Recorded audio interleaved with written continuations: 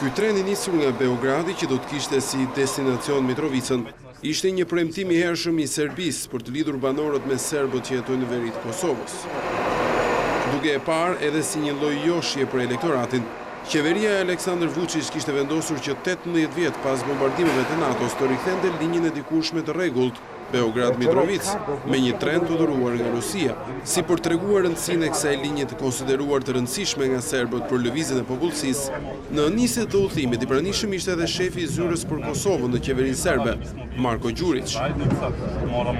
Por udhëtimi nuk përfundoi, pasi treni u ndal në stacionin e fundit përpara hyrjes në Kosovë, atë të Rashkës.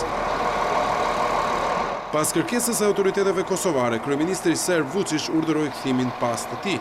Provokimi erdhi nga serbët, pasi treni ishte dekoruar me flamuj serb e me mbishkrimin Kosova është Serbi, i shkruar në 20 gjuhë. Nuk mungonte as ikonografia mesjetare. Gjatë udhëtimit, pasagerët kënduan edhe këngë patriotike serbe. Oj Kosovo, Kosovo, zemlja moja voljena. Kryeministri serb Vučić akuzoi Prishtinën se po bënte lojra lufta. Ai ngriti shqetësimin tek ambasadori rus në Serbi, Aleksandr Cepurin, duke thënë se shqiptarët po tentonin të nisnin për leshjen e veri të Kosovës. Kjo ishte përplasja e dytë mes Kosovës dhe Serbisë brenda pak ditësh, pasi tensionet u ngritën me ndalimin e ish-kryeministrit Ramush Haradinaj në Francë.